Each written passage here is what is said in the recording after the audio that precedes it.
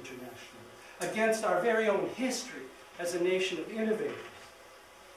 Are we to let mere politics bring all this down, bring down the technological republic? In his magisterial 1934 book, Techniques in Civilization, Lewis Mumford wrote that every culture lives within its dream. Ours tends to be the dream of a nation made strong and whole by technology. All the contradictions resolved by technology. And so long as we live within this dream, it will be very easy for the captains of commerce and industry to invoke technology as a reason to exclude questions of justice and the good life from political judgment of the citizens.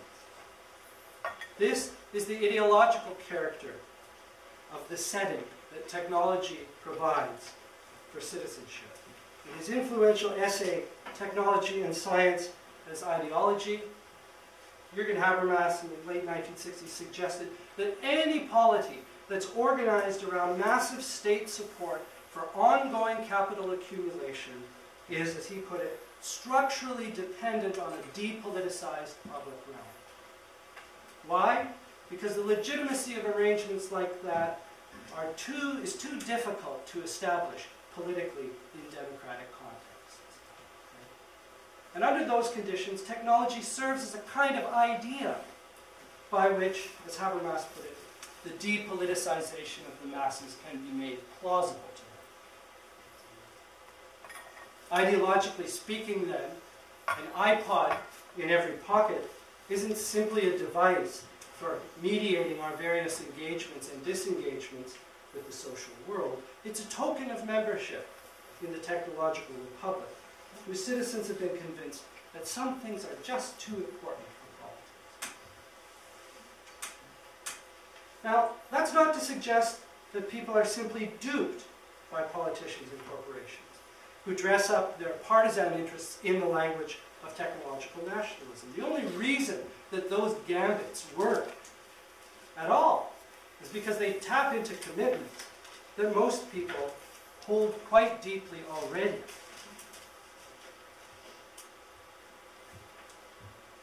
In this sense, the ideology of technological nationalism reflects, rather than creates, a broadly shared commitment to the good of technology, or to technology as the good life. Nobody needs to tell most people that technology is the good life, because that's something that most people already believe. And it's in this sense that technology provides a setting for citizenship that's not just ideological, but also, I would say, ethical.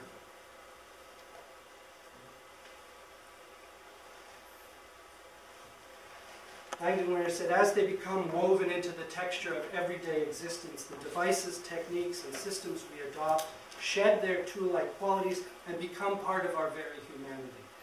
In an important sense, we become the beings who work on assembly lines, who talk on telephones, who do our figuring on pocket calculators, another day today, who eat processed foods and who clean our homes with powerful chemicals. As forms of life, technologies make ethical claims upon us, claims that carry a particular view about the substance of the good life. In the 1990s, when governments and corporations across the developed and the developing worlds were racing to build high-speed digital network infrastructures, they were making a claim about the good life. And the governments and corporations that are now investing billions of dollars into, say, nanotechnology research are making a claim about the good life.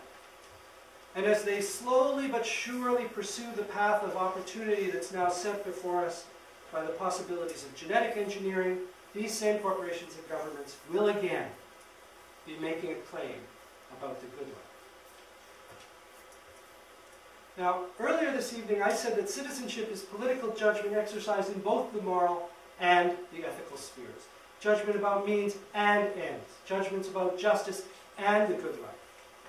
And this suggests that for the possibility of citizenship to be realized, the ethical claims that are embodied in the technological forms of life to which we have been committed must be open to political judgment. this is a much harder condition to satisfy than even subjecting the moral dimensions of technology to political judgment. Harder even than figuring out how we can turn technology into an object of judgment. Because technological societies don't provide a hospitable setting for that possibility. As a way of being in the world, technology kind of mitigates against other possible ways of being in the world.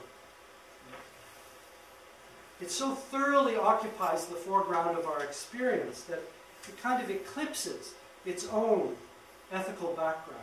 It eclipses itself as a claim, in a sense, and also eclipses any possible alternatives.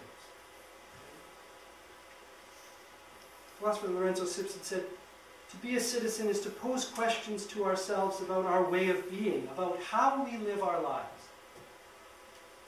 This is the essential ground upon which political judgment of ethical claims must rest. We can't make judgments about the good life unless we're open to the possibility that it might entail something different from the way things just happen to be at the moment."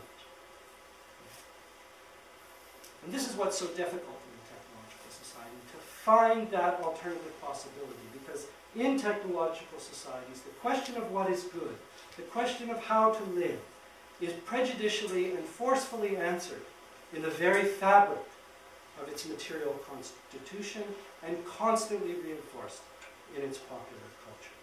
And so it provides, this kind of society provides little or no space in which the claims that technology makes upon us can be confronted with viable alternatives.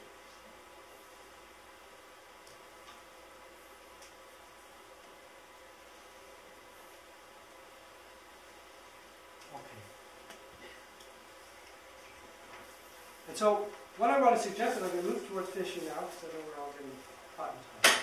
What I'm suggesting is that sort of taken together then, complex of technology, which so occupies the foreground of our conceptions of what a good way to live is, liberalism, which kind of says, well, we shouldn't be politicizing those questions of the good life anyway, and capitalism, which kind of ruthlessly accelerates both of those environments. They cast a sort of spell when they get together, under which the space of political judgment shrinks from view. Okay? Especially that portion of judgment in which ethical claims about the substance of the good life might be critically engaged. This is, of course, a curious and very paradoxical outcome for an ethical system that purports to be based on the principles of choice and freedom. But this is the riddle of technology. I said earlier that a society that exempts its own basic ethical principles from political judgment can't provide the setting for a robust practice of citizenship. But this would appear to be the sort of setting provided by technological society. And this is why I think that the challenge for citizenship that is posed by technology as a setting is even more formidable than the challenge it poses as means or as object. Okay, but it's a challenge, not a destiny. It's a challenge, not a destiny. Destinies recommend surrender. Challenges can be met.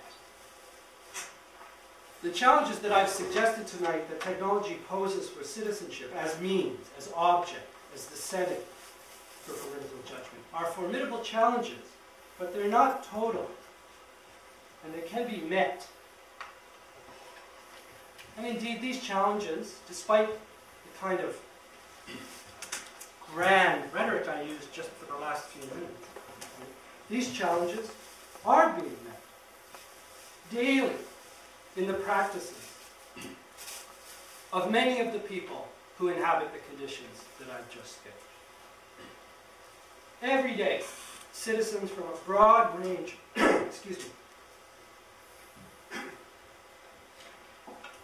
every day, citizens from a broad range of social positions and political viewpoints take up a variety of technologies as